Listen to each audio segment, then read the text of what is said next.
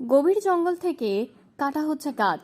গভীর জঙ্গলের ভেতরেই বন দপ্তরের কর্মী আধিকারিকদের সামনেই তুমুল প্রতিবাদ আদিবাসী 22 মৌজার মানুষদের। বুধবার সকালে আদিবাসী 22 মৌজার লো এবং খেরোয়াল মহলের তরফে হতলা জঙ্গলে বিক্ষোভ দেখানো হয়। আসানসোলের মাইথন সংলগ্ন এলাকায় গভীর বনাঞ্চল থেকে বিনা অনুমতিতে কেটে নেওয়া হচ্ছে গাছ।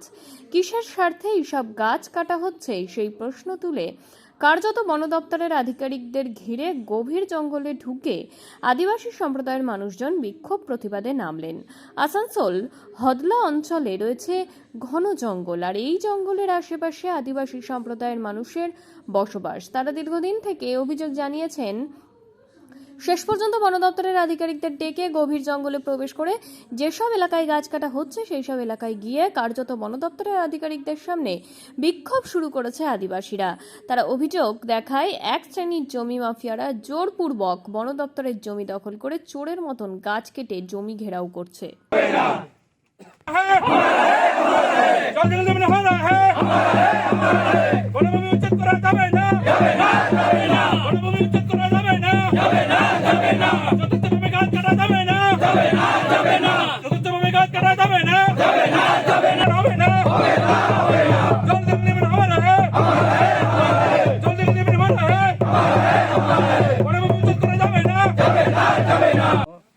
মানে কিছু মাফিয়া আর কি, মানে জমিন মাফিয়া আমাদের এই হদলা বিটের মধ্যে যথেচ্ছভাবে বনভূমির গাছ কাটা চলছে এবং একটা প্ল্যানিং চলছে না এটা কোনো কিছু নির্মাণ হবে, কোনো কিছু প্রজেক্ট হবে।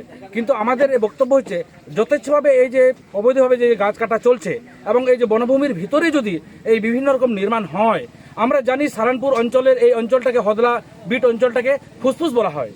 এখান থেকে যে পরিমাণ অক্সিজেন জন্মায় বা অক্সিজেন আমরা পাই, এটা কিন্তু শুধু আদিবাসীরা পায় না, সমগ্র মানবকুল পায়। এখানে যদি কোনো কিছু নির্মাণ হয়, স্থাপত্য নির্মাণ করে, তাহলে কিন্তু আমাদের এই বনভূমি একদিনে সব কেটে ফেলা হবে এবং এতে আমরা শঙ্কাবোধ করছি।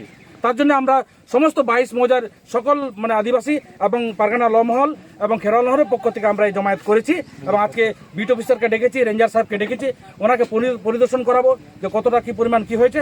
সেই হিসেবে ওনাকে বলবো, আমরা ওনাকে বলতে চাই যাতে এই আইনানুগ ব্যবস্থা নেওয়া হয়। কারা করছে এটা এক শ্রেণীর, আমরা ঠিক জানি না, তো এক শ্রেণীর মানে ওটাকে স্যারকে দিয়ে ওটাকে তদন্ত করাবো কে করছে। স্যারের দায়িত্ব হচ্ছে এটা, আপনি কে করছে না করছে স্যার জানবেন। উনি যদি না জানেন তার অথরিটিকে জানাবেন কে করছে, তাহলে বোঝা যাবে।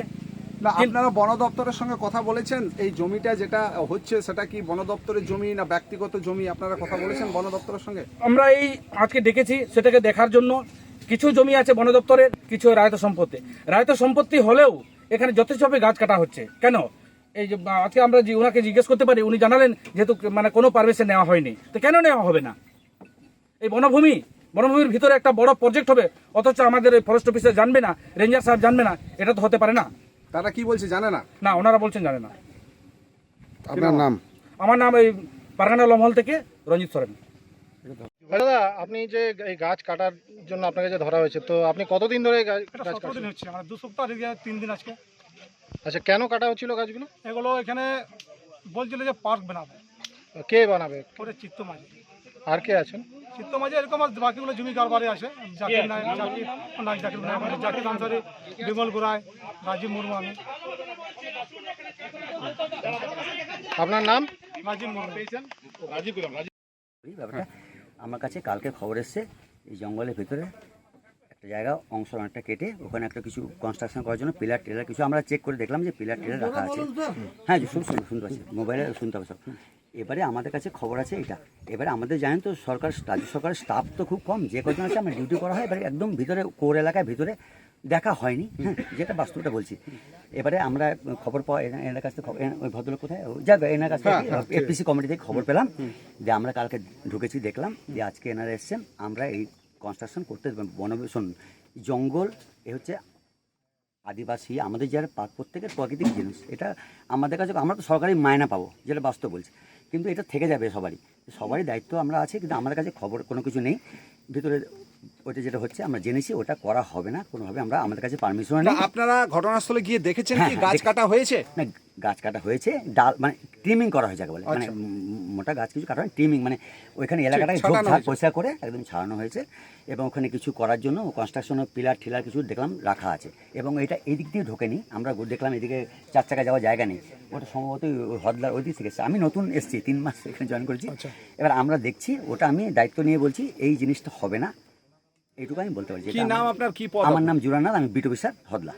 হ্যাঁ, এটা আমরা এটা কারা করছে মনে হচ্ছে? কারা করছে আমাদের কাছে খবর নেই, আমরা করবো তদন্ত করে আমরা দেখবো কারা আছে, সেটা কারা করছে, ওই জিনিস সিজ হয়ে যাবে সব। ঠিক, এইটুকু আমি বলতে পারি।